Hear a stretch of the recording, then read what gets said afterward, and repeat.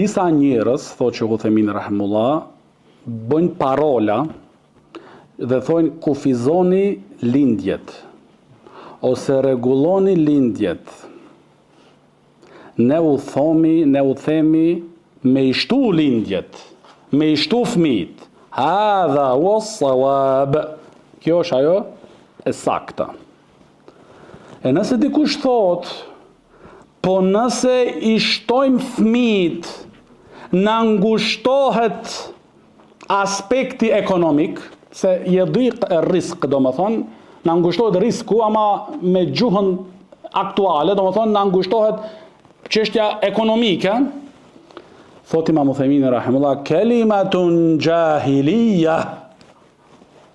Kelimatun jahiliya është kjo fjalë të jahilijetit, se ato të jahilijetit kanu fil jahiliya yaqtuluna auladahum khashyat al-faqr. Ato në gjahiliet i vritshin fëmijët e tyre me duart e tyre nga frika, do më thonë, e varfëllokut.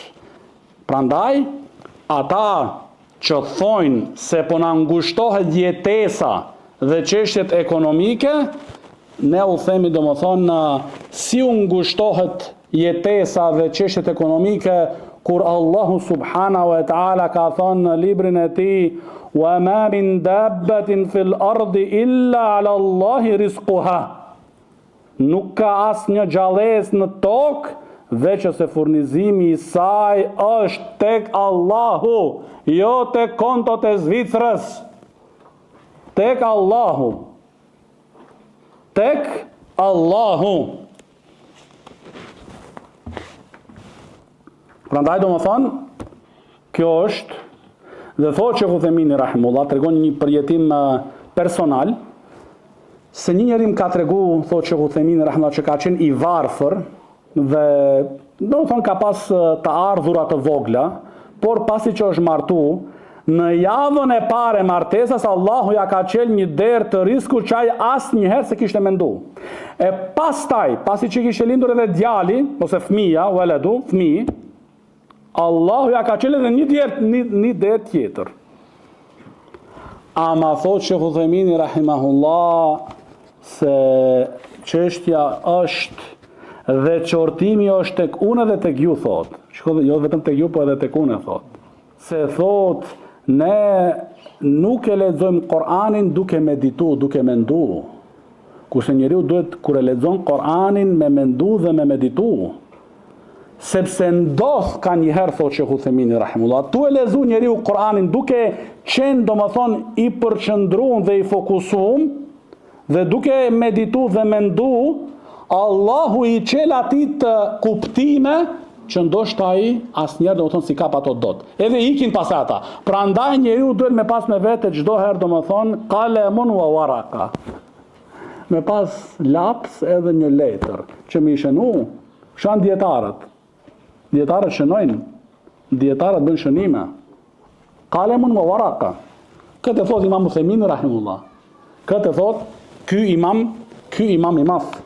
Prandaj do më thonë, kur do jemi të bindur, edhe thot që Uthaymin rahimullah, po dikush mundet me thonë, jo po çështjet e shtatzanisë dhe vështirësitë e shtatzanisë kështu me radh, dhe shumë fëmijë, do më thonë, dhe shumë angazhime, po thot që Uthaymin rahimullah, këtu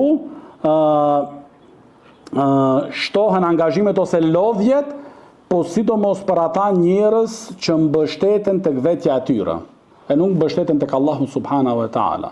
Nëse mbështeten me të vërtetë në Allahun subhanahu wa taala, do shohin domethënë se sa të lehta janë domethënë në këto çështje.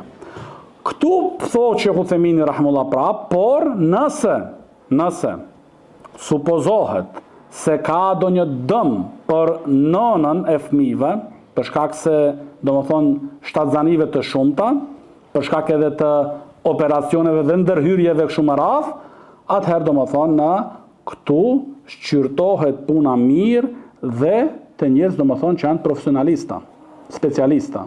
Edhe më kujtohet për këto çështje dhe Sheikhu jon imami i selefisë, Sheikh Ubejdi rahimahullah, kur është pyetur për herë domethënë çështje e shtatzanisë, çështjeve të tjera domethënë të ndërlidhura me shtatzanin, për herë ka thënë Sheikh Ubejdi rahimullah, me u konsultu me ma shumë se një specialist. Për të shkon dosha të një specialist, a e ta fut, do më thënë, jove, kjo këshu është edhe zbon me pas më fëmi. Jo, shko të ma shumë se një specialist. Që me të vërtet, do më thonë, me u siguru, edhe pasaj, do më thonë, në bas të asaj me punu. Por nëse janë qështje, do më thonë, në qështje të natyrshme dhe pa rreziqe, atëherë thotë Sheikh Uthemini rahimahullah, njeriu do të thonë duhet të mbështetet tek Allahu subhanahu wa taala dhe me bë sa më shumë do të thonë në fëmijë.